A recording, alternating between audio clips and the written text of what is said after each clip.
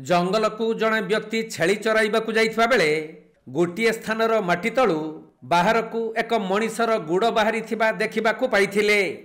एपरिकी बाहर को देखा जाउथबा मनिषर गुड़े पेंट मध्य पिंधा अवस्था रहिथिला। तेणु छेली चराली व्यक्ति जनक गाँ को आसी ए संपर्क में ग्रामवासी को कहिथिले। परे पुलिस को खबर दिया जिबारु पुलिस पहुंची सही स्थानर माटी खोलिबा परे मनिषर खपुरी सह नर कंकाल बाहरीछि। आ गुटे पिलाटा आइतला छेल चोरे गेथिला से देखला गुटे हाड़ बागीटे बाहरी छे बोली तने जानला बेले से गां लोग कहला आ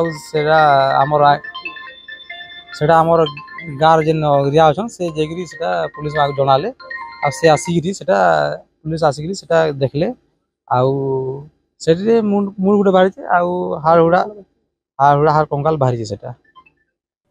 तबे संबलपुर जिला जमनकीरा थाना अधीन कुसुमगुड़ा जंगल निकट में थिबा एक परित्यक्त घर पछपटू पुलिस एक नर कंकाल को उद्धार करिछि। लदपड़ा चीनी महुल गाँवर जड़े छेली चराली कुसुमगुड़ा जंगल को छेली चराइबाकू जाइथिबा समय रे माटी रे पोता होइथिबा अवस्था रे एक मनिषर गुड़ देखिथिले।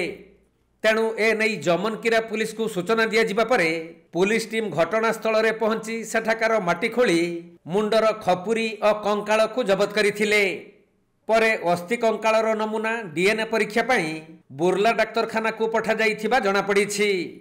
मु एसटीपी कुचिंडा आज सकाळे जमनकीरा थाना रे गोटे इनफॉरमेशन आसी पहुंचले जे गोटे मनिषर कंकाल गोड़र पर्सनटा देखा होची गोटे पेंट पिंची से अनुसार बर्तमान आम एग्जीक्यूटिव मजिस्ट्रेट तहसीलदार जमनकीरा साइंटिफिक अफिसर एंड पुलिस आसी घटना तदंत कर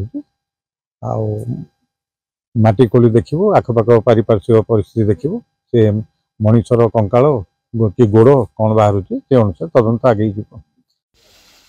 संबलपुर जिला रेढ़ाखोलू विनोद कुमार सेठी रिपोर्ट कोणार्क लाइव।